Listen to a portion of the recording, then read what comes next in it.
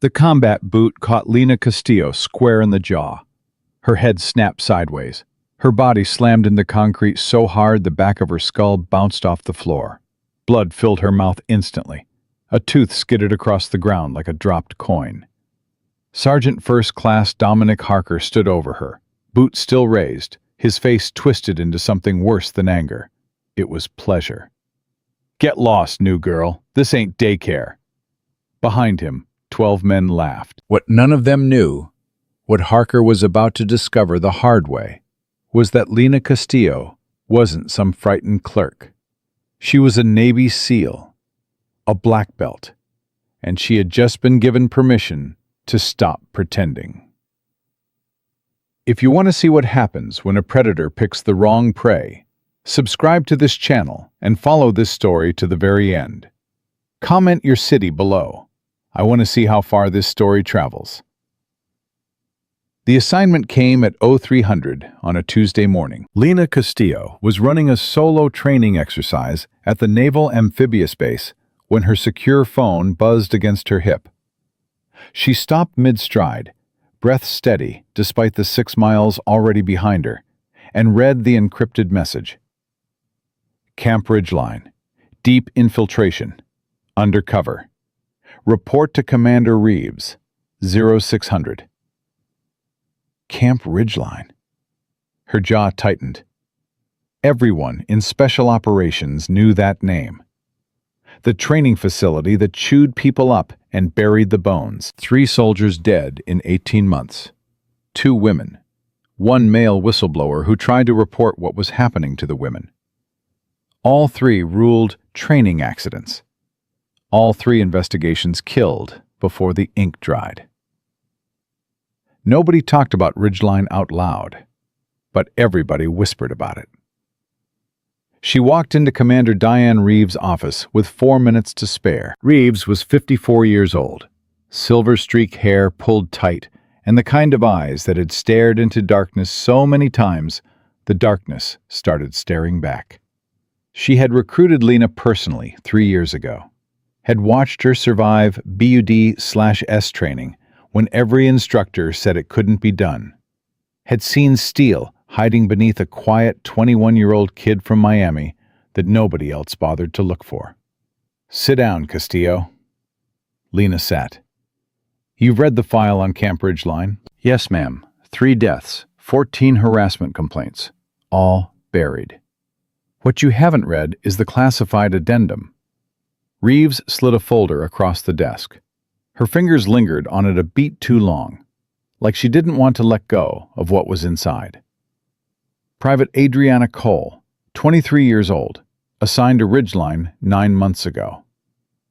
Lena opened the folder. A young woman's face stared up at her.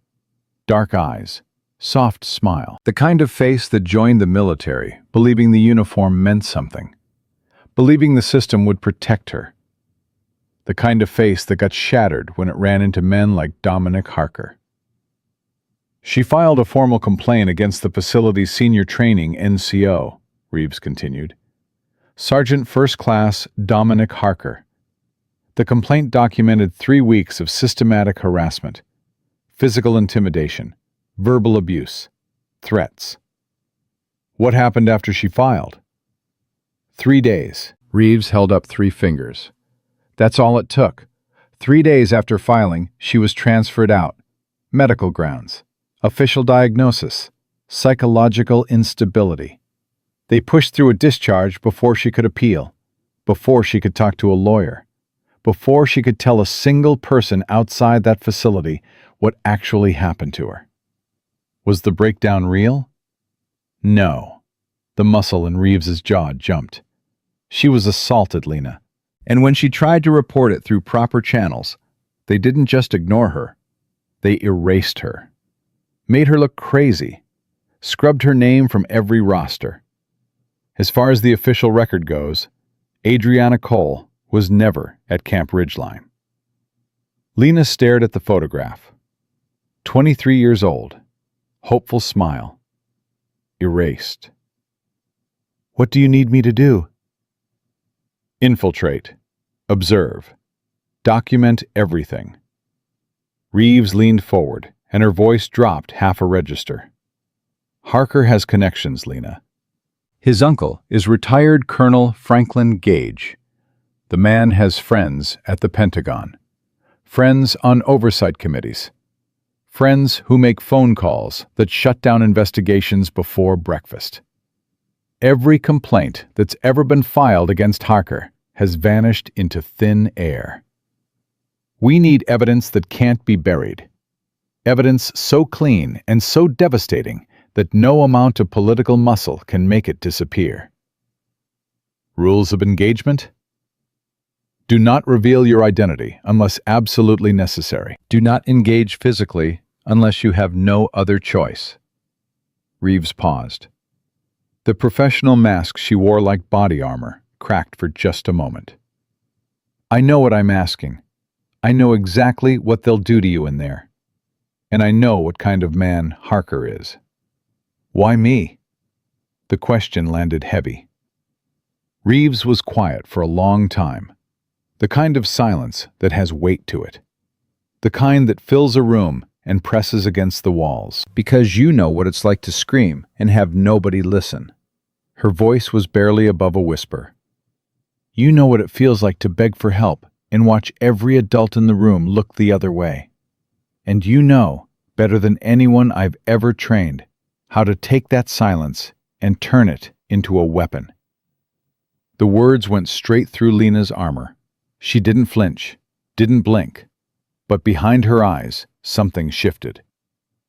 Miami, the group home on 37th Street, virtually undetectable. It's embedded in standard issue gear.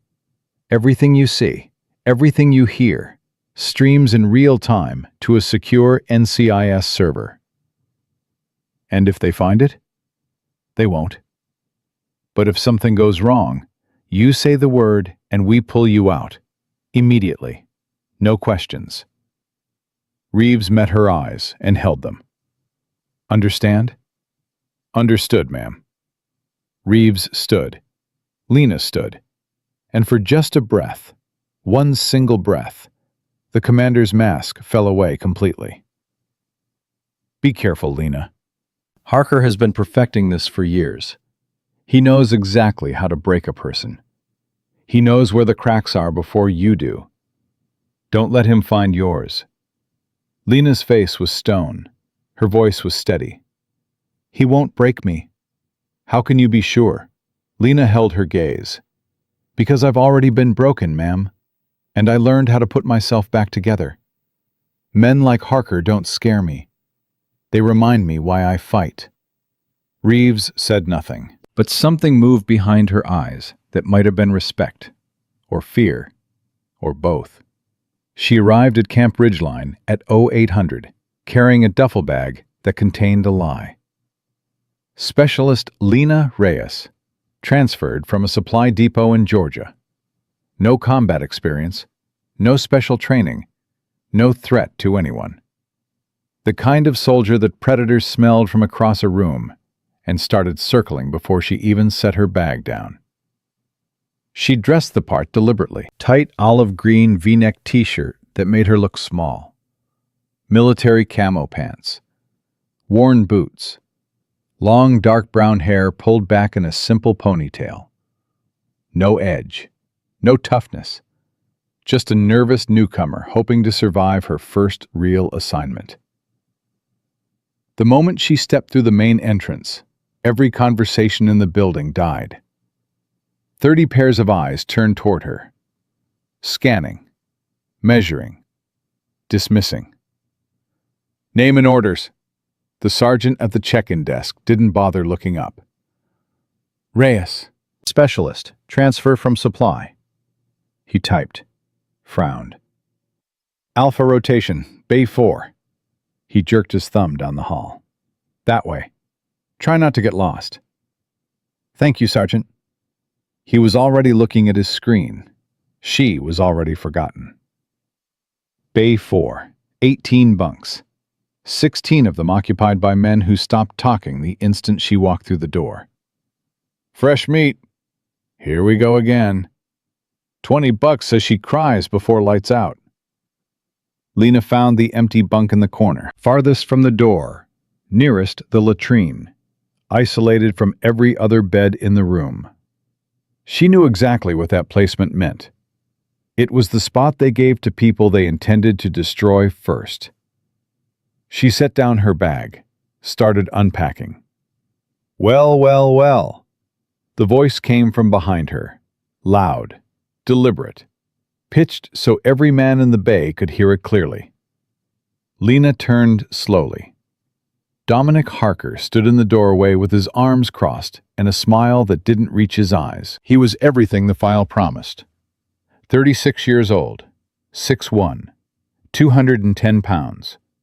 Nose broken at least twice, healed crooked both times.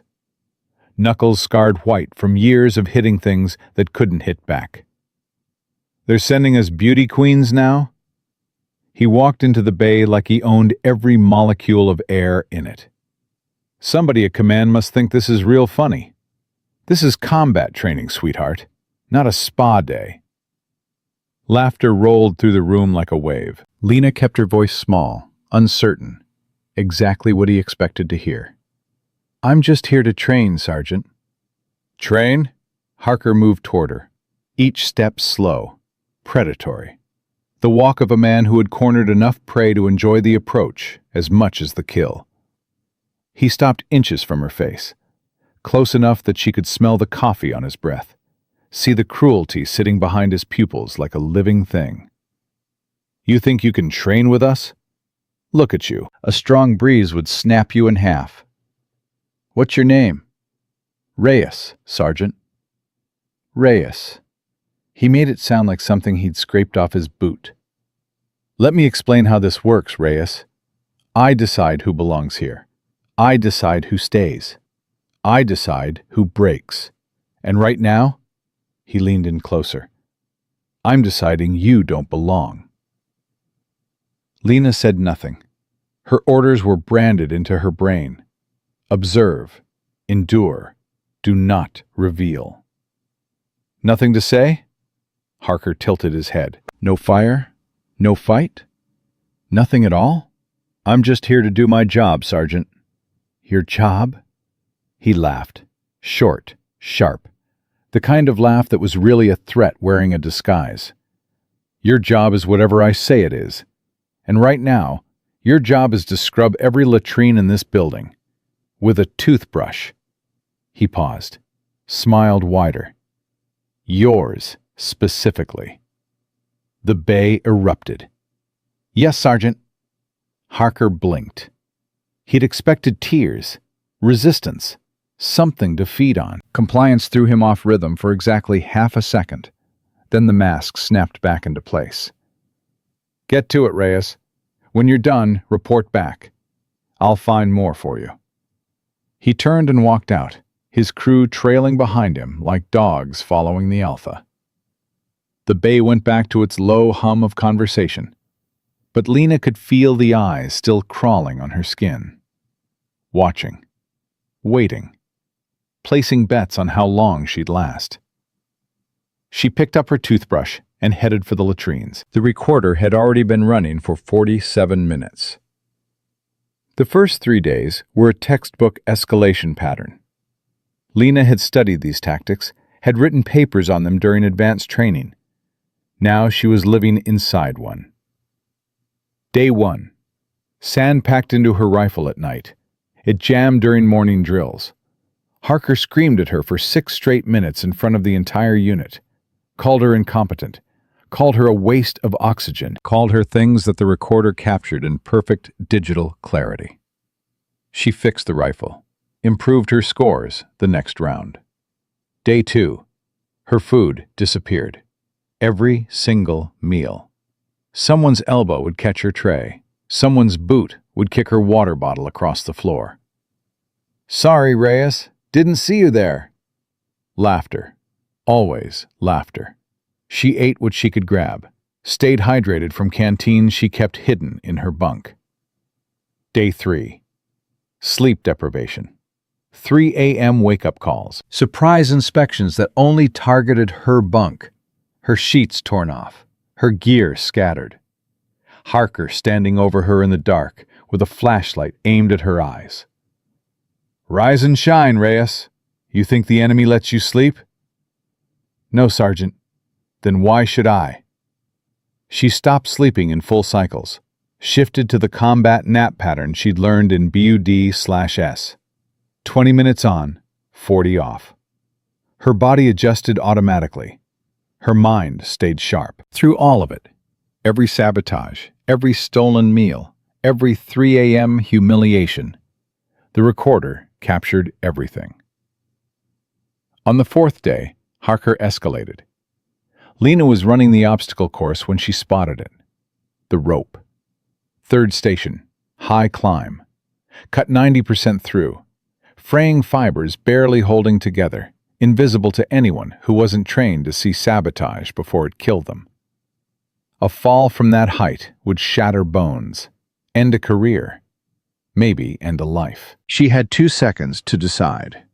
Avoid the rope and reveal that she had the trained eye of a special operator, or take the fall and stay in cover. She grabbed the rope. It snapped at the 12-foot mark. She went down. But she controlled it, a SEAL technique that converted a bone-shattering impact into a rolling tumble. She hit the ground hard, tumbled twice, and came up on her feet. Bruised, scraped, intact. Harker was watching from below. She caught the frustration that flashed across his face before he could hide it. She was supposed to be broken. She was supposed to be screaming. "Clumsy, Reyes. Very clumsy." "Yes, Sergeant. I'll do better." "Better?" His eyes narrowed. "You'll do the course again. Right now." She did it again. And again. And again. 5 times total. By the 5th run, her arms were shaking so badly she could barely grip the replacement rope. Her legs felt like they were filled with wet sand. When she finally finished, Harker was waiting at the end, arms crossed, head tilted, studying her like a specimen under glass. "You know what your problem is, Reyes?" "No, Sergeant." "You don't know when to quit. Most people, they hit a wall, they stop. They recognize when they're beaten. They accept it. But you—" He stepped closer. His voice dropped to something almost intimate, almost curious. "You just keep going. Like something inside you won't let you stop." "I'm just trying to complete the training, Sergeant." "No." His voice went cold, flat. "You're trying to survive. And that's interesting to me. Because in my experience, Reyes, most people who come to this place trying to survive," he held her eyes, "they don't." He walked away. Lena watched him go and filed the words under the category she reserved for threats that men thought were too subtle to be recorded. They weren't. On the 5th day, she met Ethan Marsh. He was 25. Private first class, 8 months at Ridgeline. He had the hollowed-out look of a man carrying something heavy inside his chest that he couldn't put down and couldn't talk about. He waited until the bay was empty, until every set of ears was elsewhere. Then he appeared at her bunk like a ghost. "You need to leave."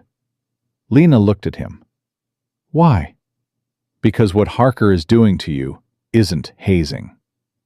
Marsh's voice was barely audible. His eyes kept moving, checking the door, the windows, the shadows, always checking. "He's building toward something. This is a pattern. I've seen it before." "What kind of pattern?" "The last woman assigned here." Marsh swallowed hard. Her name was Adriana. She was 23, smart, tough, believed in the mission. She thought she could handle Harker, thought if she just kept her head down, followed orders, didn't make trouble, didn't give him anything to— His voice broke. "What happened to her?" "They broke her." The words came out cracked, splintered. "Harker and his crew, Beckett especially. They cornered her, made her life so miserable she stopped eating, stopped sleeping, started flinching at every sound. And when she finally, finally tried to fight back, tried to put in a complaint through channels. He stopped, couldn't continue. They what, Marsh? They made her disappear. His hands were shaking. He pressed them against his thighs to make them stop. It didn't work. Transfer orders showed up overnight. Medical discharge, psychological instability. One day she was here, next day she was gone. No forwarding address, no contact information. Her file was sealed. Her name was scrubbed from every record, like she was never born. Did you try to find her? For weeks, Marcia's eyes went red. Nobody would tell me anything. Her phone was disconnected. Her email bounced. I wrote to her emergency contact, her mother, and the letter came back unopened. He looked at the floor. She just vanished. They erased her from the world, and nobody said a word about it. Nobody asked where she went. Nobody cared. You cared? Not enough. Marcia's voice was barely a whisper. Not when it mattered. Why are you telling me this? He looked at her then, really looked. Not at her cover, not at the supply clerk disguise. At her. And Lena saw something in his eyes she recognized on a molecular level. Guilt. The kind that doesn't fade. The kind that sits in your chest like a stone and gets heavier every morning you wake up and do nothing about it. Because I was too scared to help her. A tear ran down his cheek. He didn't wipe it. I watched what they did to Adriana. I heard her crying at night. I saw the bruises she tried to hide. And I said nothing. Did nothing. Because I was afraid that if I opened my mouth, they'd do it to me too. His voice cracked open. I can't be that person again. I won't. Lena studied him for a long moment, every instinct evaluating, every sensor running. What's your name? Marsh. Ethan Marsh. Okay, Marsh. You want to help? Really help? Yes. Then I need you to do exactly what I say. Watch everything. Listen to everything. Remember every detail. Who said what? When? Where? Who was present? Her voice dropped low, controlled, intense. Write nothing down. Keep nothing on your phone. Store it all here. She tapped her temple. When this is over, there's going to be an investigation. A real one. Not the kind that gets shut down by a phone call. And I am going to need witnesses. Marsh stared at her. Something shifted in his expression. A flicker of something that might have been hope. How do you know there's going to be an investigation? Lena almost smiled. The first time in 5 days anything close to a smile had touched her face.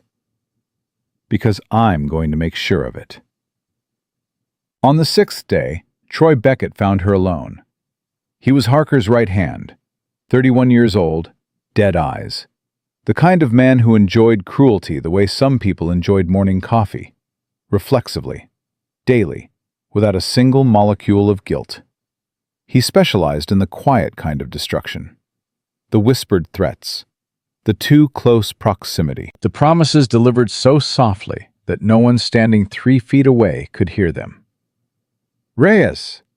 He materialized in the hallway between the latrines and Bay 4, blocking her path. Standing too close.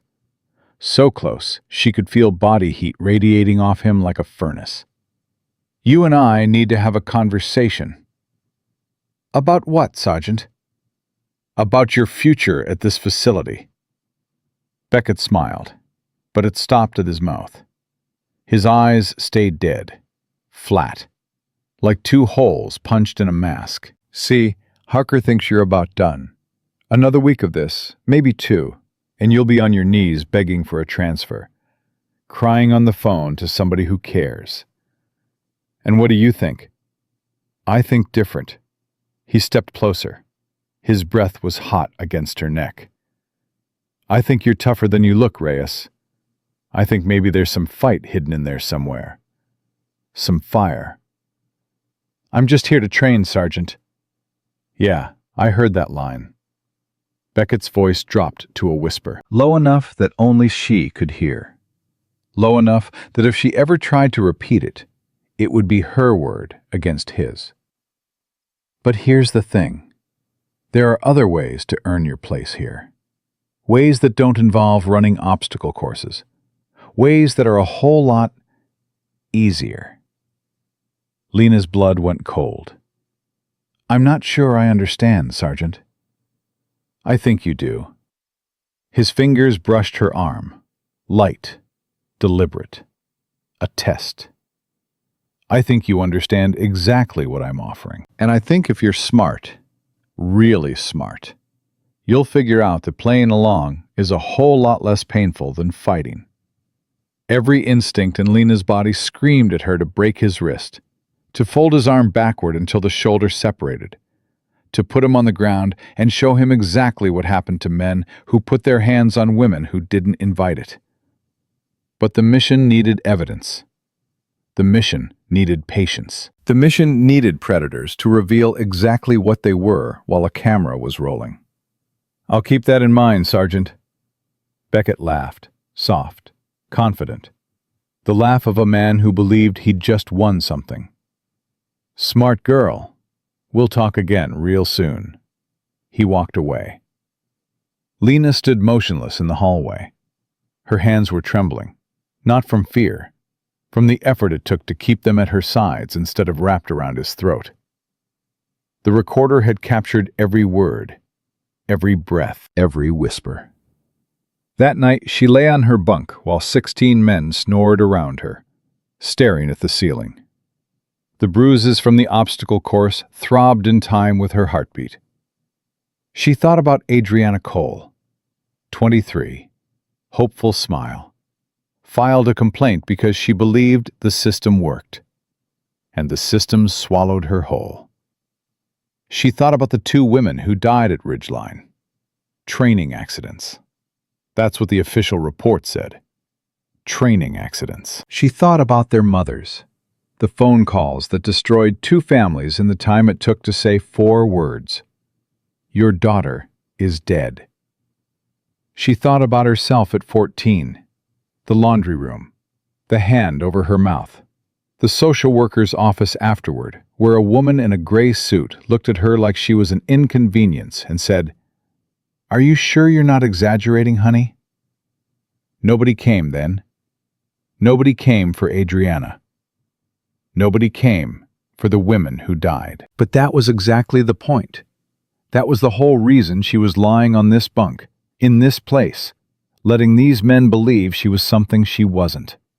Because Lena Castillo had decided a long time ago, in a laundry room in Miami, with a hand over her mouth and tears running sideways into her ears, that if nobody was coming, she would become the person who came, for everyone.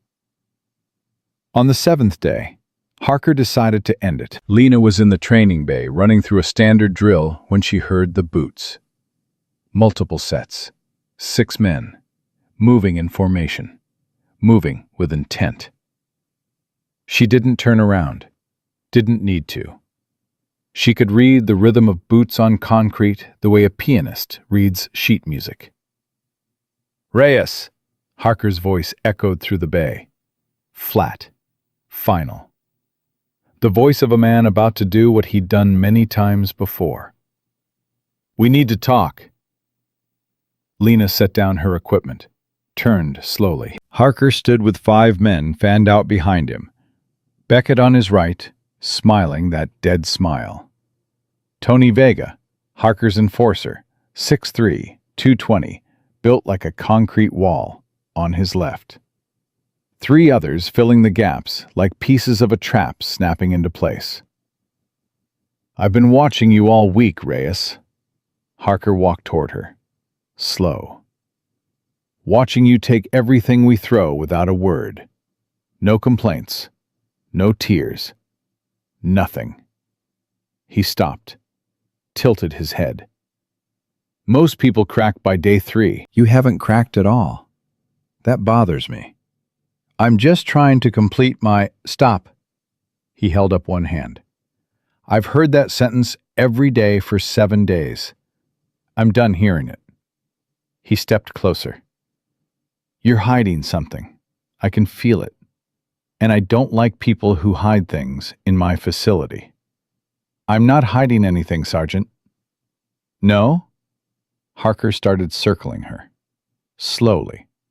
The way something with teeth circles something without. Then why don't you shower when anybody else is around? Why do you check your gear 3 times before every drill when a supply clerk shouldn't know to check it once? Why does Beckett tell me you didn't flinch when he got close to you yesterday? Lena said nothing. You know what I think, Reyes? He completed the circle, stopped directly in front of her. I think you've been hurt before. I think somewhere in your boring background, something happened that taught you how to eat pain without making a sound. Something bad. Lena's heart hammered, not from fear, because he was right, and that made him dangerous. I think whatever it was, Harker continued, his voice dropping to something almost gentle, almost concerned, which made it infinitely worse. You came here thinking you could disappear, thinking if you just kept your head down and followed orders, nobody would ever touch you again. His smile returned, patient, practiced, the smile of a man who had rehearsed this moment on a dozen other women. But here's the thing about hiding, sweetheart. I always find what people hide. Always. I don't want trouble, Sergeant. Trouble? Harker laughed. Sharp, short, like something snapping. Trouble found you the moment you walked through my door. He shoved her, hard, both hands on her shoulders. Lena stumbled back, caught her balance, didn't retaliate. That's what I thought. He shoved again, harder. Pathetic. She went down to one knee, rose again, slowly, deliberately. You don't belong here, Vega called from behind. This ain't charity. Another shove. She hit the ground completely, palms slapping concrete, pain shooting through her wrists. She pushed herself up, brushed the dust off her pants. Her jaw was clenched so tight she could hear her own teeth grinding. Not from fear, from restraint, from the extraordinary discipline required to be the most dangerous person in a room and act like the weakest. Harker leaned in close enough that his lips almost touched her ear, close enough that the words were only for her. Get lost, new girl. Then the kick came, fast, brutal, aimed at her ribs. She rolled with it, absorbed most of the impact using core techniques drilled into her during 100 SEAL training sessions. But the force still drove every molecule of air from her lungs. Before she could recover, before she could even inhale, the second kick connected with her face. The world exploded. White light, blinding pain, something cracking inside her skull. She hit concrete, and the taste of iron flooded everything. Blood poured from her mouth. She felt something small and hard bounce off her lip and skitter across the floor. Her tooth, rolling away from her like it was trying to escape what was happening. Laughter, distant, echoing, like hearing it from underwater. That's what happens to people who don't know their place. Harker's voice. Satisfied. Final. Lena lay on the concrete, blood pooling beneath her cheek. Her front tooth was gone. Another was loose. Her orbital bone felt like it had been hit with a sledgehammer. But through the pain, through the ringing in her ears, through the taste of iron, through the blurring in her left eye, she heard a voice. Not Harker's, Commander Reeves's. Clear, calm, playing back from memory like a recording. Do not reveal your identity unless absolutely necessary. Harker had just kicked her in the face, in front of 5 witnesses, on camera, streaming live to an NCIS server. He had just made it absolutely necessary. Lena pressed her palms flat against the bloody concrete. And slowly, painfully, she began to push herself up. Harker stood over her, grinning, triumphant, riding the high that men like him got from breaking things smaller than themselves, waiting for the tears, for the begging, for the moment every victim collapsed. Had enough, Reyes? Blood dripped from Lena's chin. She spat out a fragment of tooth. It landed on the concrete between them like a period at the end of a sentence. She raised her head, met his eyes, and what Dominic Harker saw in those eyes made his grin falter. Because the woman looking up at him wasn't afraid, wasn't broken, wasn't a supply clerk from Georgia who'd wandered into the wrong building. The woman looking up at him was something he had never encountered in his entire career of breaking people. She was something that had been waiting for this exact moment. "My name," she said, and her voice was steady as a flat line, "isn't Reyes." Harker blinked. "My name is Lena Castillo, Petty Officer Second Class, United States Navy SEALs." She rose to her full height, and as she stood, something transformed. The posture shifted, the shoulders squared, the chin lifted. The frightened newcomer dissolved like smoke, and what emerged from underneath was something made of steel and silence and years of training designed to produce exactly one thing: a weapon that looked human. Black belt in Krav Maga and Brazilian Jiu-Jitsu. Expert marksman. Combat veteran. 3 deployments to Afghanistan and Syria. Bronze Star with Valor device. The bay went dead silent. Not quiet. Dead. The kind of silence that has a sound. The sound of 12 men simultaneously realizing they had made a catastrophic mistake. "And you just assaulted me in front of multiple witnesses while being recorded by a device that has been streaming every conversation, every threat, every single thing that's happened in this facility to a secure NCIS server for the past 7 days." Harker's face went white. Not pale. White. Like someone had reached inside him and pulled a plug.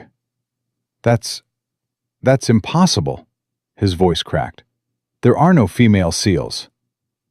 "There are now." Lena wiped blood from her chin with the back of her hand. Slowly.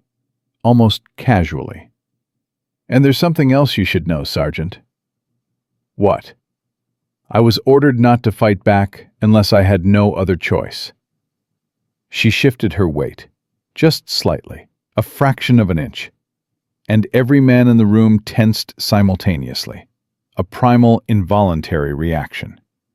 The reaction of prey animals detecting a predator they hadn't known was among them. "You just gave me a choice." Harker's laugh was sharp, desperate, high-pitched. The laugh of a man trying to convince a room, trying to convince himself, that the ground hadn't just opened beneath his feet. "Navy SEAL?"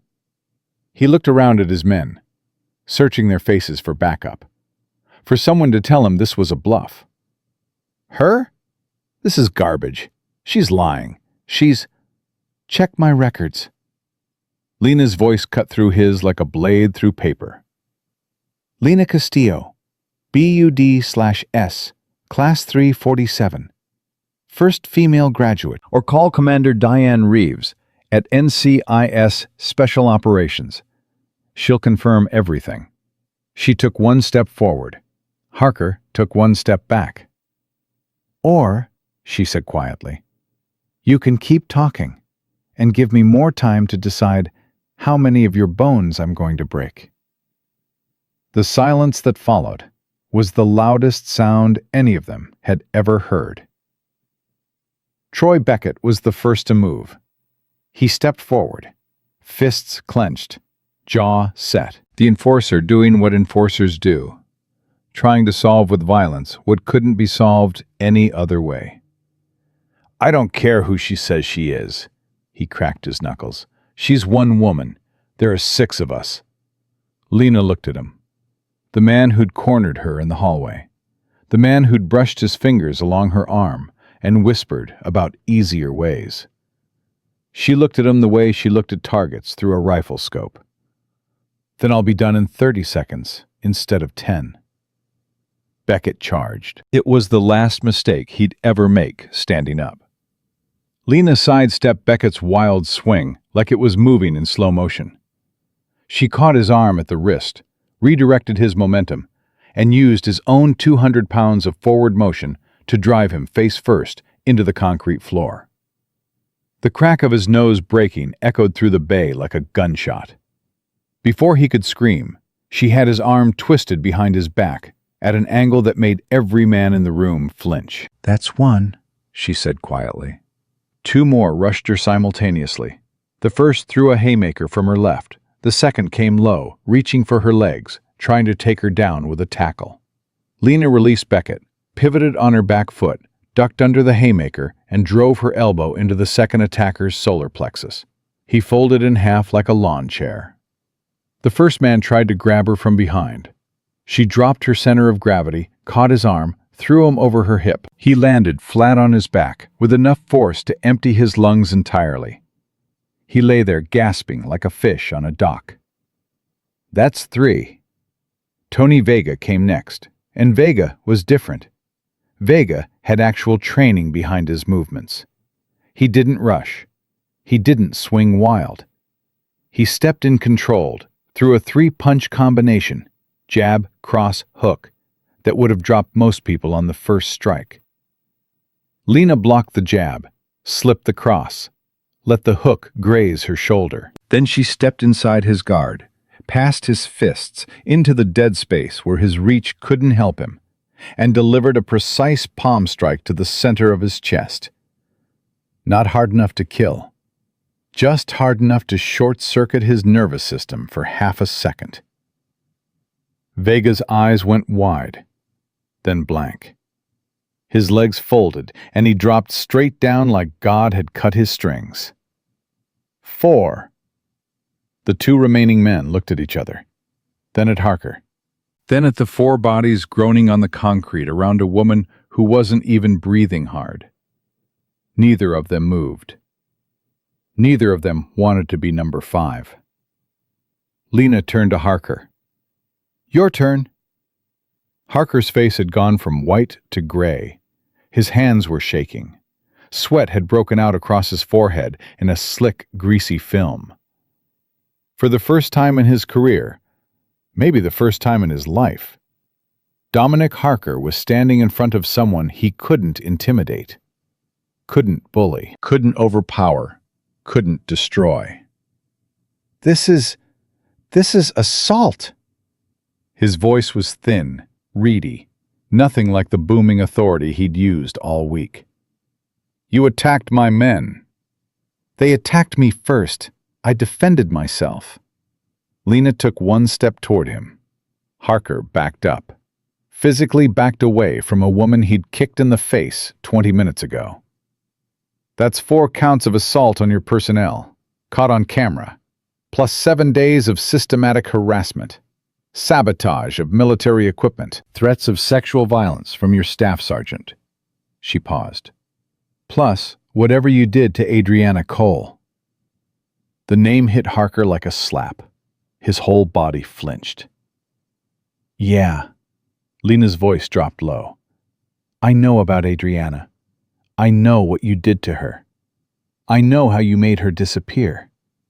And I know that when NCIS starts pulling this thread, they're going to find a lot more than 1 victim.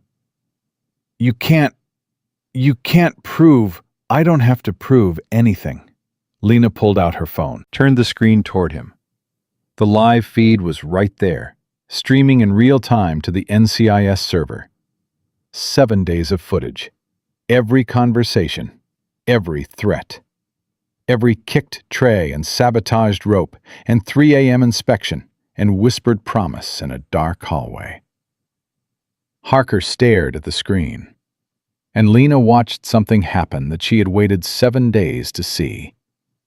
She watched a man realize, in real time, in front of witnesses, that his career was over, that his freedom was over, that the life he'd built on the backs of broken women had just collapsed. My uncle will. Your uncle is being visited by federal agents right now. Lena's voice was ice. Did you really think Enkais would send me in alone? Without a plan? Without backup? Your uncle's connections can't save you this time, Dominic. Nothing can. The doors to the training bay exploded open. Military police flooded in. 8 of them, weapons drawn, body armor, the real thing. Behind them, walking with the calm, measured authority of a woman who had been waiting for exactly this moment for months, Commander Diane Reeves entered the bay. Sergeant First Class Dominic Harker. Reeves's voice carried through the room like a verdict. You are under arrest for assault, criminal harassment, conspiracy, and obstruction of justice. Harker's legs gave out. Not dramatically, not like a movie. They simply stopped working. He sank to his knees on the concrete, and the sound his kneecaps made hitting the floor was small and pathetic and final. You set me up, he whispered.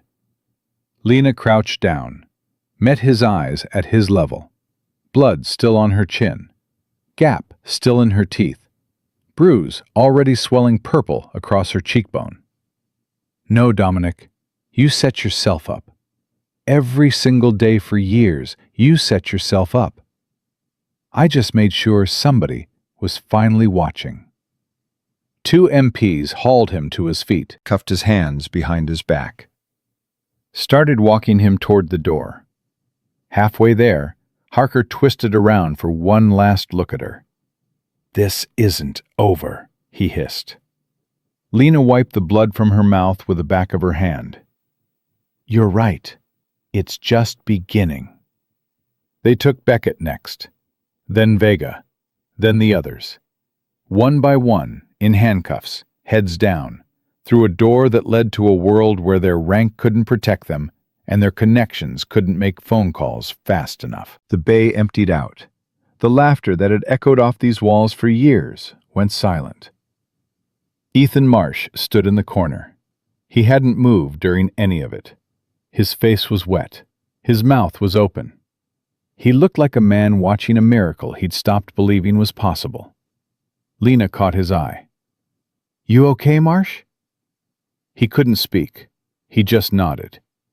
And then he did something that broke the last piece of composure Lena had been holding together. He mouthed 2 words. Thank you. The medical team arrived 20 minutes later. Lena sat on a bench while a corpsman cataloged the damage. 1 tooth gone, another cracked. Significant swelling across the left cheekbone. Possible hairline fracture of the orbital bone. Bruised ribs, abraded palms. Multiple contusions across her arms and torso, consistent with 7 days of sustained physical abuse. Reeves stood nearby, watching the examination with her arms crossed and her jaw tight. You should have been extracted days ago. I needed more evidence. You needed to not get your face kicked in. Lena almost smiled, stopped when the movement pulled at her swollen cheek. It was worth it. We got everything. Harker, Beckett, Vega, the whole operation. 7 days of continuous footage, plus whatever connects back to the previous victims. About that. Reeves pulled up a chair, sat down, and the look on her face told Lena this conversation was about to get worse. NCIS has been coordinating with investigators at 3 other facilities while you were inside. Harker isn't an isolated case. How bad? Bad. Reeves' voice was flat, controlled. The voice of someone delivering news they'd been carrying too long. We've identified 14 women who were targeted by Harker or people directly connected to him over the past 5 years. 14 women, Lena. Same pattern every time. Harassment, escalation, assault. Then silence. Complaints buried. Files scrubbed, victims transferred or discharged before they could talk. How many are dead? Reeves was quiet for a beat. 2. Lena closed her eyes. 2 women. 2 lives. 2 families that got a phone call and a lie. I want their names. Lena, I want their names, Commander. Reeves studied her for a moment. Then she nodded. Specialist Maria Santos, 26, ruled a training accident 11 months ago. The evidence never added up. And Private First Class Rachel Nguyen, 22, Reeves paused. 8 months ago. Official cause, suicide. But the toxicology report showed irregularities that were never investigated. Because someone shut down the investigation. Before it started. Lena opened her eyes. The pain in her face was nothing compared to what was building in her chest. 2 women dead. 14 lives destroyed. And 1 man, with his uncle's phone calls and his network of enablers, had operated for years in broad daylight while the system looked the other way. I want to talk to the survivors, Lena said. That's not part of the I want to talk to them, Commander. The ones who are still alive. The ones who were silenced. I want to look them in the eye and tell them it's over. That somebody finally believed them. Why? The question was quiet. Genuine. Lena touched her swollen jaw, felt the gap where her tooth had been, felt the ache spreading through the entire left side of her face. And behind that ache, deeper, older, permanent. She felt the 14-year-old girl in the laundry room in Miami, the one who screamed and nobody came. Because someone should have done that for me, she said, and nobody did. Reeves held her gaze for a long time. Then she nodded once. I'll make the calls. It took 3 days to find Adriana Cole.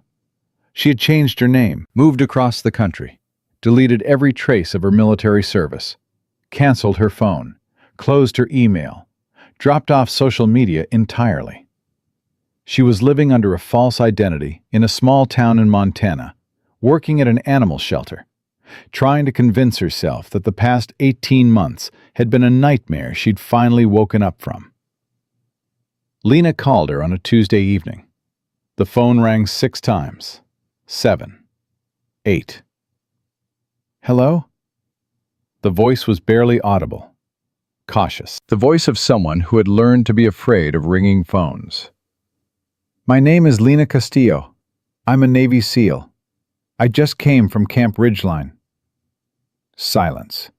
Complete and total silence. Lena could hear breathing on the other end. Fast, shallow. The breathing of someone whose body had just flooded with adrenaline. How did you find me? That doesn't matter. What matters is that Dominic Harker is in custody. He's been arrested. He's going to prison, Adriana. More silence. Then a sound that could have been a gasp, or a sob, or both. Adriana, are you still there? I'm here. Barely a whisper. I never thought. She couldn't finish. I know it feels impossible, but it's real. He's in handcuffs, his whole crew, Beckett, Vega, all of them. They are never going to hurt anyone again. You don't understand. The words started tumbling out, fast, frantic, like they'd been locked in a box for 18 months and the lid had just blown off. I tried to report it. I went through channels. I did everything they tell you to do. I filed the paperwork. I talked to the investigator. I gave them everything. And they made me look crazy. They said I was unstable. They said I was lying. They said I was a problem soldier looking for attention. Her voice cracked wide open. They took everything from me. My career, my identity, my name. They took my name, Lena. I can't even use my own name anymore because I'm so afraid they'll find me. They won't find you. It's over. Is it? Adriana's voice sharpened, hardened, the voice of someone who had been promised safety before and discovered it was another lie. Because that's what they told me when they discharged me. They said it was over. They said I should move on. They said I should be grateful they didn't press charges against me for filing a false report. It's different this time. How? How is it different? Because this time there are 14 of you. Lena's voice was firm, steady, the anchor that Adriana needed, even if she didn't know it yet. 14 women that Harker and his network targeted. We have evidence, Adriana. Real evidence. 7 days of recorded footage, documented harassment, documented assault. The kind of evidence that doesn't disappear with a phone call. 14? Adriana's voice went hollow. He did this to 14 people? At least. Probably more. Oh, God. The crying started then. Not quiet crying, the deep, racking, body-shaking kind that comes from a place so far down you didn't even know it existed until someone cracked it open. I thought it was just me. I thought I was the only one who couldn't handle it. I thought there was something wrong with me. There's nothing wrong with you.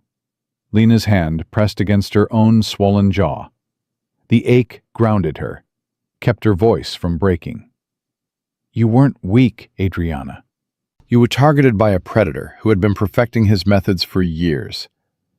The fact that you survived, the fact that you're alive, that you're standing, that you answered this phone, that is proof of how strong you are. I don't feel strong. I know, but you are. Silence stretched across the line. Long seconds that felt like minutes. Adriana, I need to ask you something. Something hard. What? Will you testify? The silence this time was different. Heavier, loaded with everything Adriana had spent 18 months running from. I'm scared. The words were so quiet, Lena almost missed them. I know. I was scared too. Lena's fingers found the gap in her teeth, the raw edge of broken enamel. But being scared isn't the same as being weak. It's being human. And sometimes the bravest thing a person can do is speak the truth out loud, even when their whole body is shaking. What if they don't believe me? What if it happens again? What if They'll believe you. Because this time you won't be standing alone. This time there'll be 13 other women standing right beside you. This time, the evidence can't be denied. And this time, Lena's voice hardened. This time, I'll be there. Personally. I promise you that. Quiet on the line. So long that Lena thought the call had dropped. Then Adriana's voice came back. Still trembling. Still scared. But underneath the fear, so faint you had to listen with your whole body to hear it. Something else. Something that sounded like the first breath after nearly drowning. Okay. Okay? I'll do it. A shaky exhale. I'll testify. I've been running for 18 months. I changed my name. I moved to a town where nobody knows me. I work at a shelter, and I come home, and I lock my door, and I check the windows twice, and I sleep with the lights on, because I'm afraid someone from Ridgeline is going to find me and finish what Harker started. Her voice steadied, just a fraction, just enough. I'm tired of being afraid, Lena. I'm tired of hiding. If there's a chance, even a small one, that this time is different, that this time someone will actually listen. I'm listening, Adriana, right now, and I'm not going anywhere. Then I'll do it. I'll tell them everything. Lena felt something shift in her chest.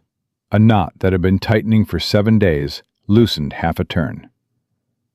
Thank you, Adriana. Don't thank me, a wet, shaky laugh. Thank you for being the person who finally came. Lena closed her eyes. Those words, for being the person who finally came. They landed in the exact place where a 14-year-old girl was still waiting in a laundry room in Miami, still waiting for someone to open the door. Adriana, can I ask you one more thing? Yeah? How did you survive it? After Ridgeline, after they took everything, how did you keep going? Silence. Then quietly, I didn't want to. For a long time, I didn't want to. I sat in a motel room in Wyoming for 3 weeks and I didn't want to. I had the pills. I had the plan. I was ready. Lena's throat tightened. What stopped you? I got angry. Adriana's voice changed, darkened. Somewhere in the middle of all that pain, I got angry because I realized that if I disappeared, if I gave up, then Harker wins. He wins completely. I become another statistic that gets buried in a file nobody reads. And the next woman he targets doesn't even get a warning. She paused. So I stayed alive, not because I wanted to, because I refused to let him have that too. Lena wiped her eyes with the heel of her hand. The movement pulled at her bruised cheekbone, and she welcomed the pain. She needed it. Needed something to hold on to that wasn't the sound of a 23-year-old woman describing the moment she chose to live. You did the right thing, Adriana. I know. It just doesn't feel like it yet. It will. I promise you. Someday, it will. They talked for another hour. Adriana shared details that weren't in any file. Things that happened in the gaps between official records. Things that Harker did when he was sure no cameras were running and no witnesses were watching. Things that would make a jury room go silent.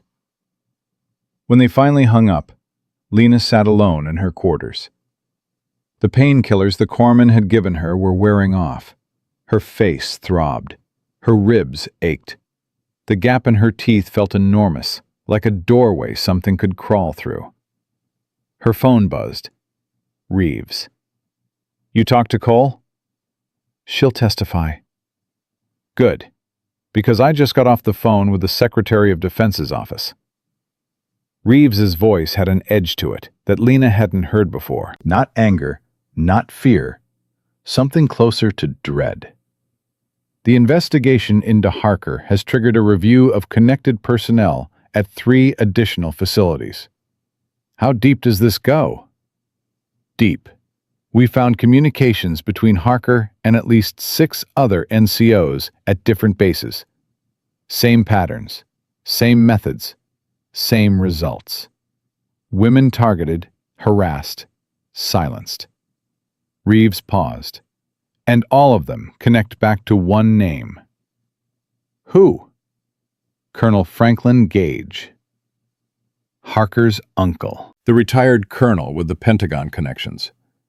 The man who'd been making phone calls that shut down investigations before they started. He's not just Harker's protector, Lena. He's the architect. We're looking at a network that stretches back decades. Multiple bases, multiple branches, dozens of victims. Lena's hand tightened around the phone. How many is dozens? We don't have a final count yet, but the preliminary number is 38. 38 women. Targeted, harassed, assaulted, silenced, erased. All because one man had built a system designed to protect predators and destroy anyone who tried to stop them. And Gage is still out there, Lena said. For now. Not for long. Lena! Reeves's voice carried a warning. Gage has been doing this for 30 years. He has connections we haven't even mapped yet. The moment he finds out about Harker's arrest, he's going to start burying evidence, destroying files, silencing anyone who might talk. We need to move carefully. We need to move fast. We need to move smart. There's a difference. Reeves exhaled. I'm ordering you to stand down for 48 hours. Get your face looked at properly. Sleep. Eat. Let the investigation team do their work. And then? Then we figure out how to take down a network that's had 3 decades to dig itself in." Lena hung up and sat in the dark. The pain in her face had settled into a deep, steady pulse. She could feel her heartbeat in her swollen cheekbone, could feel it in the gap where her tooth used to be. 38 women, 2 dead, 1 network. 1 man at the center of it all, sitting behind 30 years of phone calls and favors and buried complaints, believing he was untouchable. Lena touched her jaw, felt the damage Harker's boot had done, felt the bone underneath, cracked but holding, hurt but not broken, exactly like her. Dominic Harker was just the beginning. He was the fist, but the brain, the thing that aimed the fist, that chose the targets, that built the system and fed it and protected it for 3 decades, that was Franklin Gage. And Lena Castillo was going to find him.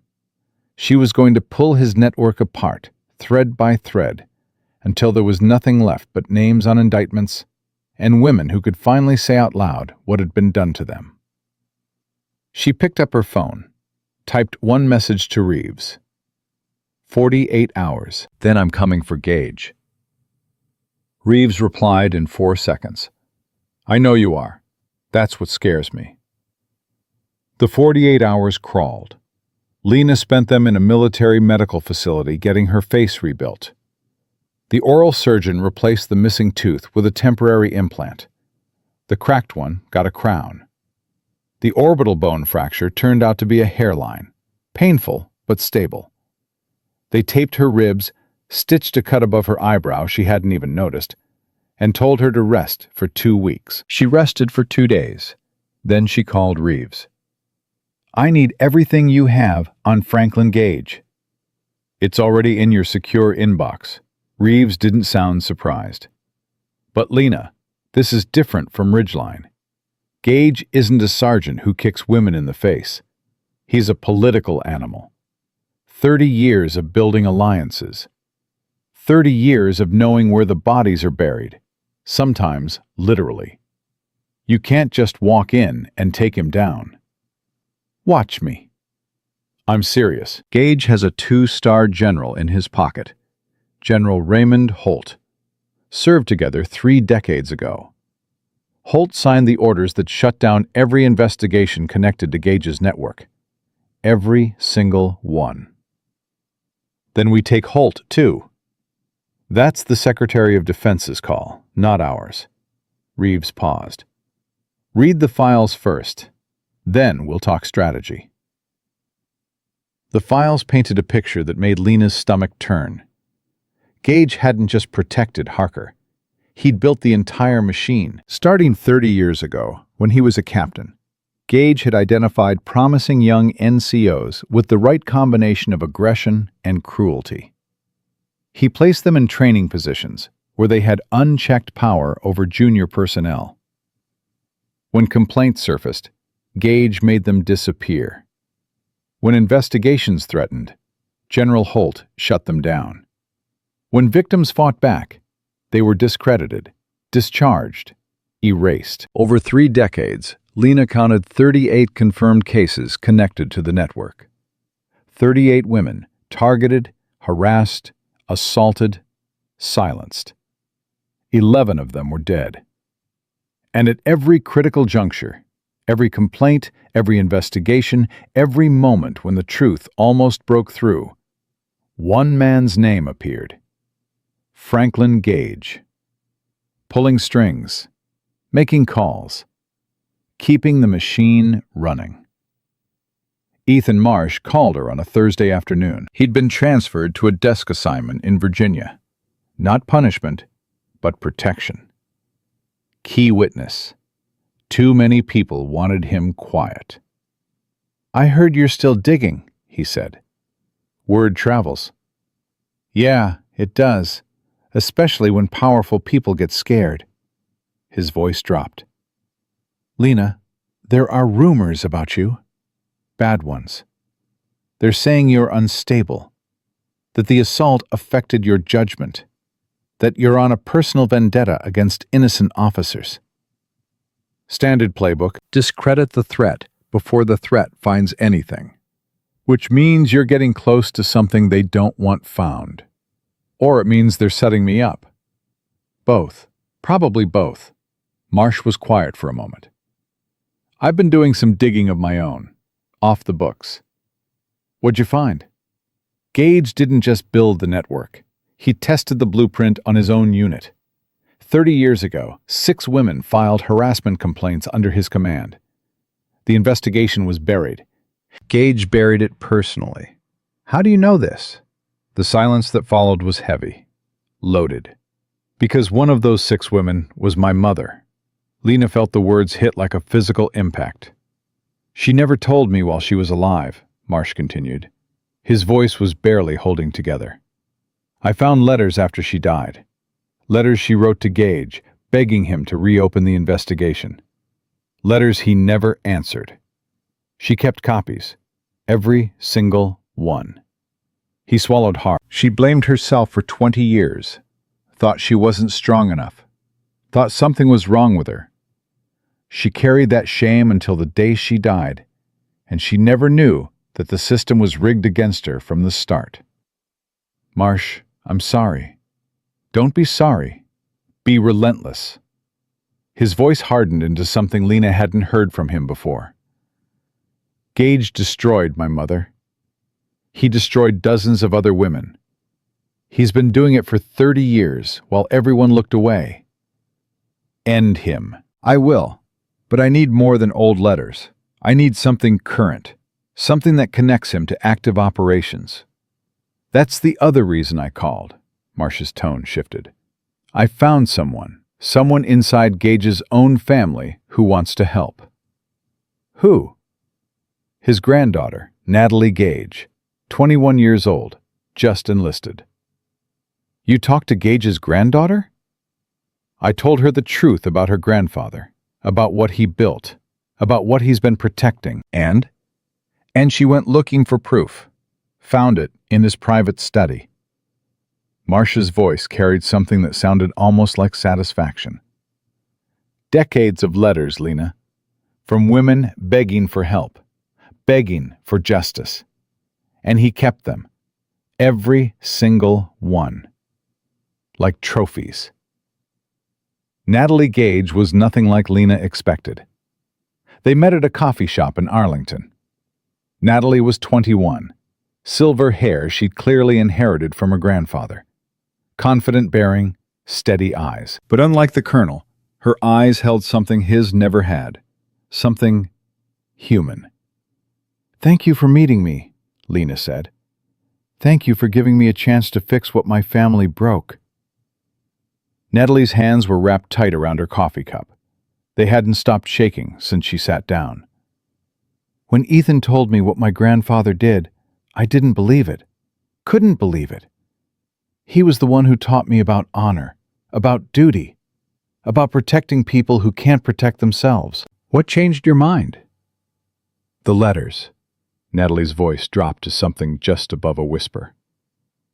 I found them in his study. Hundreds of them. Women writing to him. Begging, pleading, describing what happened to them. Asking, just asking for someone to listen, for someone to help. She stopped, pressed her lips together hard. And his responses? There were no responses. He never answered a single one. He just collected them. Natalie's eyes went bright with tears she was fighting to hold back. He kept them in a locked drawer like souvenirs, like proof that he could ruin people's lives and never face a single consequence. Where are those letters now? Natalie reached into her jacket and pulled out a flash drive, slid it across the table. I copied everything. Names, dates, specific incidents. It goes back 30 years. Lena took the drive carefully, turned it over in her fingers. This small piece of plastic held 3 decades of destroyed lives. This could end your family, Natalie. You understand that? My family ended the moment my grandfather decided those women's lives didn't matter. The tears spilled over. She wiped them away with the back of her hand. Angry tears, not sad ones. I joined the military because I believed in something. Because he taught me to believe in something. Honor, service, integrity. Her voice cracked. It was all a lie. Every lesson, every speech about duty, every time he looked me in the eye and told me to be brave. He was wearing a mask, and he doesn't get to wear it anymore. Are you sure about this? Once we use this evidence, I'm sure. Natalie met her eyes. I'd rather be the granddaughter who helped take him down than the one who helped him get away with it. Lena nodded. Then let's get to work.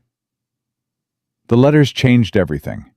They documented a systematic pattern of cover-ups spanning 3 decades, but the most devastating piece of evidence was a memo. A single memo from 2004, written by Gage to General Raymond Holt. The women in this unit are becoming problematic. I recommend we implement the standard protocol. Transfer, discredit, silence. The usual remedies should be sufficient. Standard protocol. The usual remedies.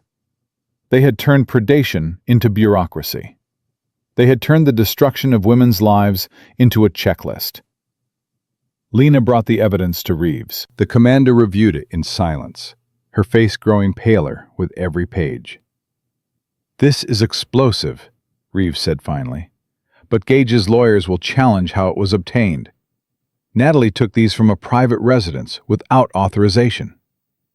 Her own home, her grandfather's study. His lawyers won't see it that way, Reeves shook her head. It might be enough to trigger an investigation, but it won't be enough to convict. We need someone inside the network, someone who participated, someone willing to talk on the record. And where exactly do we find someone like that? The answer came from the last place Lena expected. Troy Beckett. Serving 8 years in a federal facility for his role in the Camp Ridgeline assaults. Harker's enforcer. The man who had cornered her in a hallway and whispered about easier ways. He requested a meeting. Every instinct told Lena to refuse. Beckett had threatened her with assault. He had participated in the destruction of women's careers and lives. Sitting across from him would require a kind of discipline that went beyond training. But she needed information, and Beckett was offering. He looked different than she remembered. Thinner, hollowed out. The arrogance that had defined him at Ridgeline was gone, replaced by something Lena recognized from her years of reading human beings under pressure. Fear. Real, bone-deep fear. You wanted to see me, Lena said. I want to make a deal. You already have a deal, 8 years instead of 20. I want a better one. Beckett leaned forward. His hands were cuffed to the table. They were shaking. I have information. Everything. Names, dates, how the whole thing operates from the inside. The structure, the chain of command. Who gives orders? Who buries complaints? Who gets paid? Why should I believe a word that comes out of your mouth? Because I'm going to die in here. Lena stared at him. The network doesn't leave loose ends. Beckett's voice was flat, empty. The voice of a man who had done the math and didn't like the answer. 3 accidents in the past month. A fall in the shower that cracked 2 ribs. Food poisoning, bad enough to land me in the infirmary for a week. An inmate who came at me with a shiv in the yard for no reason. No reason at all. You're saying someone's trying to kill you. I'm saying someone's going to succeed. Soon. Unless I'm somewhere they can't reach. Beckett met her eyes. I'll give you everything, Castillo. Gage, Holt, the whole chain, every dirty officer, every buried investigation, every woman they erased. In exchange, I want protective custody and a reduced sentence. You did terrible things, Beckett. I know. You cornered women, threatened them, helped destroy their lives. I know. His voice cracked. But I didn't build the machine.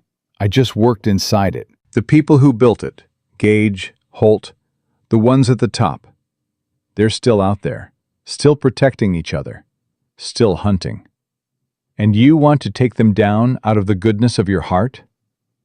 I want to survive.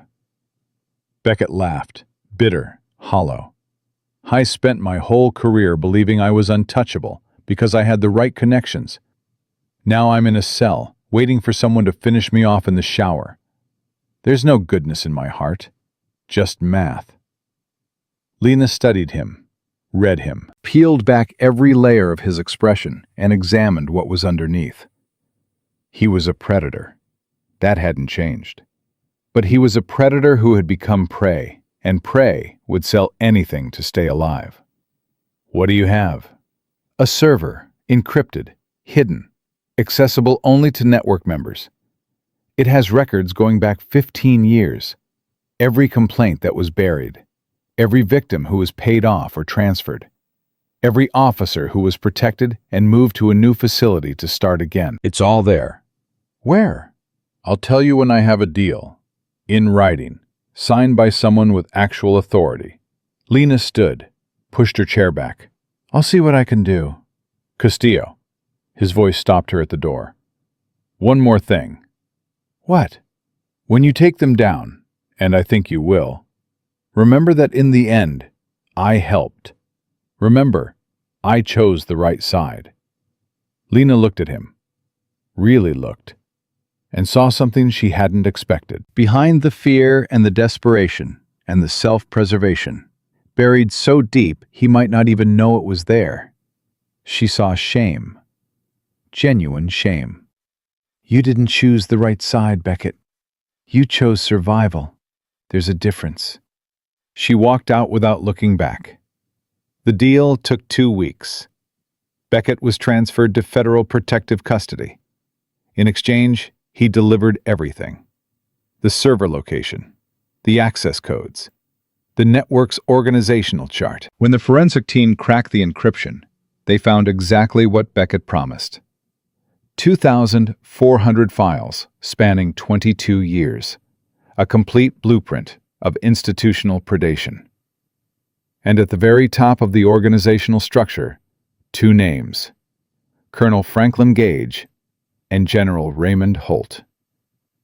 We have enough, Reeves said, staring at the evidence spread across her desk. Then let's move. It's not that simple. The moment we arrest Gage, his lawyers will activate. Holt will start making calls. We need to do this simultaneously. Every target, every location, all at once, before any of them can warn the others. How long? 3 weeks, maybe less. And in the meantime? In the meantime, you disappear. Reeves's voice was firm. Gage knows you're coming. He knows you're the threat. If he can't bury the evidence, he'll bury you. I can handle myself. I know you can, but you're not bulletproof, Lena. 3 weeks, off the grid. Let us build the case. When it's time to take them down, you'll be the first through the door. Lena agreed. 3 weeks. She spent the first 8 days in a safe house in West Virginia. No internet, no phone, no contact except daily check-ins through a secure channel. On the 9th day, her secure phone buzzed with a message that stopped her heart.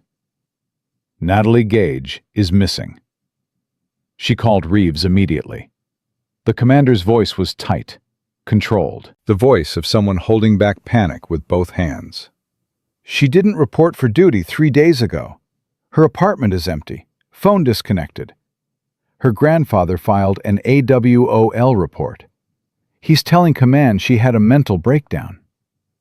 He took her. We don't know. He found out what she did. He found out she gave us the letters. And he took her. Lena was already moving, already grabbing gear. Where was she last seen?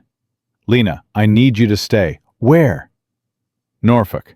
Gage has a private property outside the city. Isolated. Fenced. Private security. Then that's where she is. If you do this, you're on your own. I can't authorize. Natalie trusted me, Commander. She risked everything, her family, her career, her life, to help bring her own grandfather down. I am not going to sit in a safe house while she becomes another woman they bury. What if it's a trap? Lena stopped at the door. Then they're going to find out they trapped something they can't handle. She hung up before Reeves could respond. 18 hours later, she was outside Gage's property.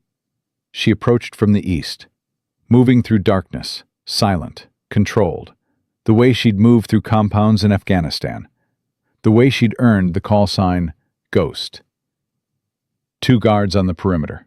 Private security, not military. They moved with the lazy confidence of men who believed no one would be stupid enough to breach their line.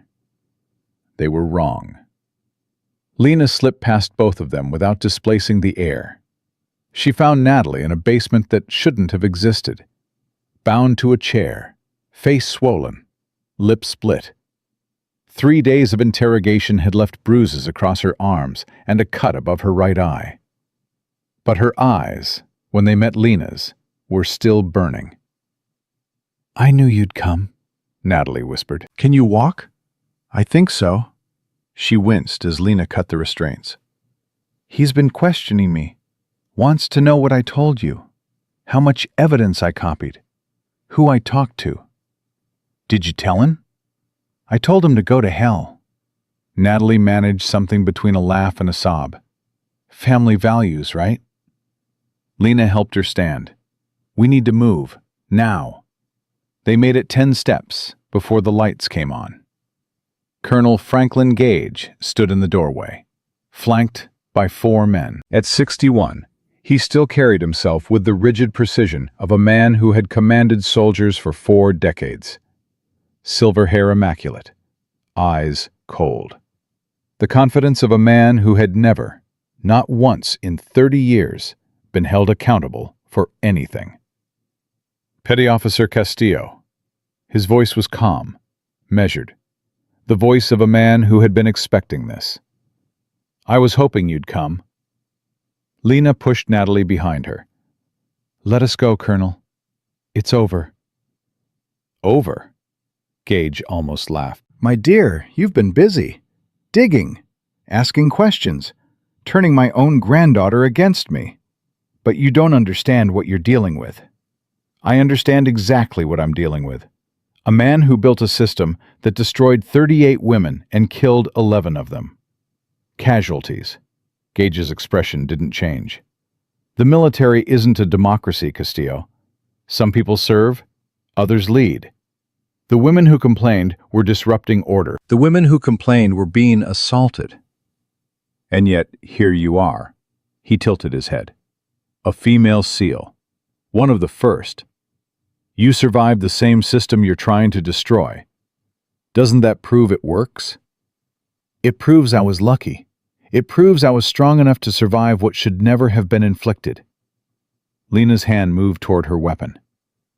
"And it proves the system needs to burn." "Take them both," Gage said to his men. "No witnesses." The first guard moved toward Natalie. Lena moved faster. 2 shots. Both guards flanking Gage dropped, clutching their shoulders. The remaining 2 hesitated. Fatal mistake. Lena closed the distance in 2 strides. Joint lock on the first. His weapon clattered to the floor as he screamed. Precision strike to the second's temple. He went down like a power outage. 4 men. 5 seconds. Gage stood alone. "You can't shoot me." His voice wavered for the first time. "I'm unarmed." "I don't need to shoot you." Lena stepped forward, and for the first time in 30 years, fear flickered across Franklin Gage's face. "I just need to keep you here for 3 more minutes." 3 minutes. What happens in 3 minutes? Lena held up her phone. The screen glowed in the dim light. "I've been broadcasting this entire conversation to Commander Reeves. She's been coordinating with the FBI since I crossed your fence line." Gage's face went gray. "That's entrapment. That's justice. Something you've been running from for 30 years. "You don't understand." Gage's composure cracked. Really cracked. For the first time, the mask came off, and something ugly looked through. Halt.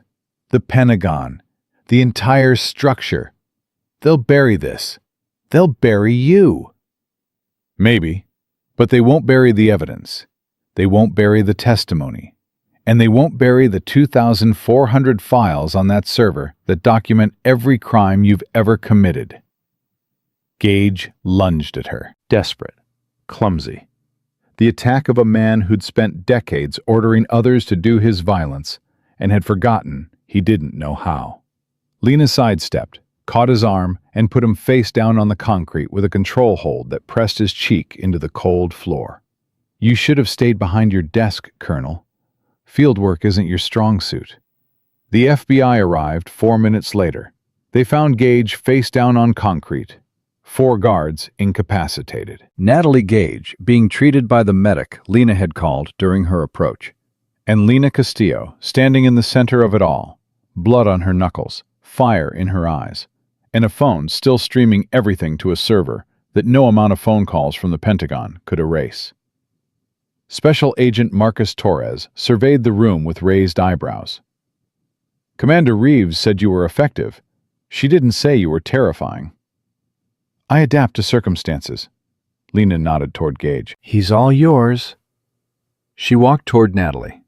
The young woman looked up at her approach, tears cutting tracks through the bruises on her face. You came, Natalie said again. I wasn't sure you would. I made a promise. Lena crouched beside her, took her hand. What you did, stealing those letters, trusting a stranger, refusing to break when your own grandfather interrogated you for 3 days, that took more courage than most people show in an entire lifetime. I don't feel brave, I feel broken. Lena squeezed her hand. Those aren't mutually exclusive. The bravest people I know are all a little broken. That's how the light gets in. Natalie managed a small, cracked smile. Did you just quote Leonard Cohen? My foster mother did. Rosa. One of the few good ones. Lena stood. You're going to be okay, Natalie. I know it doesn't feel like it right now, but you will. How do you know? Because you're a survivor. And survivors always find a way. The arrests happened simultaneously across 5 states. General Raymond Holt was taken into custody at his home in Virginia, still in his bathrobe, his face a mask of disbelief. Colonel Gage was transported directly from his property to a federal detention center. 12 other officers connected to the network, NCOs, commanding officers, investigators who had buried complaints, were arrested within the same 2-hour window. Not one of them had time to make a phone call. By morning, every news network in the country carried the same headline: Navy SEAL uncovers decades-long military abuse network. Lena refused every interview request. She had done what she came to do. The rest belonged to the courts. But there was one call she couldn't refuse. Adriana Cole's number appeared on her phone that afternoon. I saw the news. Adriana's voice was thick with something Lena couldn't identify at first. Then she recognized it. It was relief, the kind that comes after years of holding your breath. Gage, Holt, all of them. They're going to trial, Adriana. Real trials. Real consequences. They're actually going to face what they did, Adriana laughed. The sound held equal parts joy and disbelief, and something that might have been grief for all the years she'd spent running. I spent 18 months thinking nobody would ever believe me, that I'd carry this alone forever. And now the whole world knows. The whole world knows. Adriana was crying. Thank you, Lena. I know I've said it before, but thank you for believing me, for fighting when I couldn't. You're fighting now. That's what matters. Only because you showed me it was possible. Adriana paused, steadied her breathing. What happens next? For you, I mean. Lena was quiet for a long time. She looked at the wall of her temporary quarters, at the files still spread across her desk, at the evidence that documented 30 years of women being silenced. "I don't know," she admitted. "For the first time in a long time, I don't have a mission. I don't have a target." "Maybe that's okay," Adriana said softly. "Maybe it's time to rest." "I don't know how to rest." "Then learn." Adriana's voice carried a warmth that hadn't been there during their first phone call, a warmth that Lena had helped put there. "You taught me how to be brave. Maybe I can teach you how to breathe." Lena closed her eyes, felt the ache in her jaw, the phantom weight of Harker's boot, the ghost of every hit she'd taken and every hit she'd given back. "I might take you up on that." But even as she said it, she knew rest wasn't coming. Not yet. Because somewhere in those 2,400 files, there were names she hadn't read yet. Women she hadn't found yet. Stories that hadn't been told. And Lena Castillo had made a promise a long time ago, in a laundry room in Miami, with a hand over her mouth and nobody coming, that she would be the person who came. For all of them. The trials began 6 weeks later, and they were nothing like what the defense expected. Lena had spent every day of those 6 weeks preparing. Not just her own testimony. That was the easy part. She knew what happened. She'd lived it. She'd bled for it. The hard part was the other women, 14 survivors who had spent years, some of them decades, believing nobody would ever listen.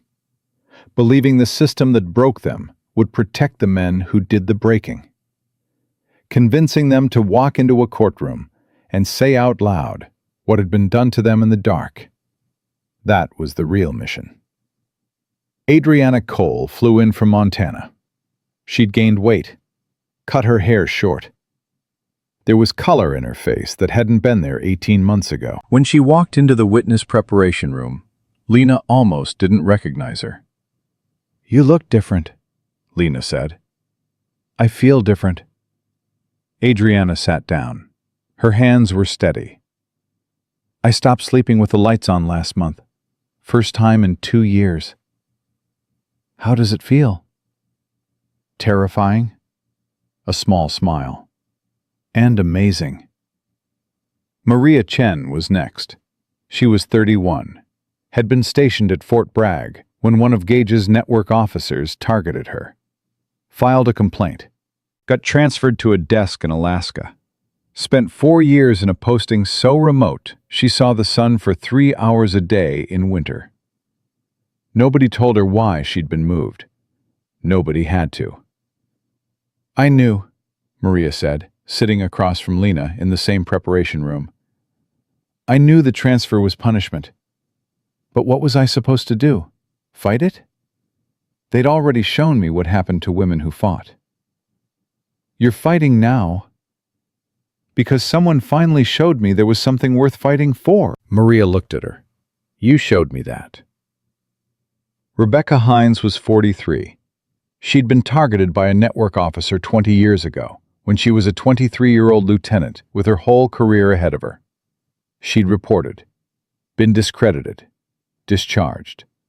Spent 2 decades in civilian life trying to forget she'd ever worn a uniform. "I burned my dress blues," Rebecca said. Her voice was steady, but her eyes were wet. "The day I got discharged, I put them in the backyard and I lit them on fire and I watched them burn. And I told myself I would never think about the military again." "But you did." "Every day. Every single day for 20 years. Rebecca pressed her palms flat on the table. "Not about the military. About what happened to me. About the fact that nobody believed me, that nobody cared. That I walked into that system believing I was serving my country and walked out believing I was worthless." "You're not worthless." "I know that now," Rebecca's voice cracked. "I didn't know it then. I didn't know it for a very long time." One by one they came, 14 women, 14 stories, 14 lives that had been derailed by the same machine, operated by the same network, protected by the same men. Some were angry, some were terrified, some were both. All of them had spent years believing they were alone. All of them were discovering, some for the first time, that they weren't. The prosecution's case was devastating. Lena was called first. She walked into the courtroom wearing her dress blues, her seal trident gleaming on her chest.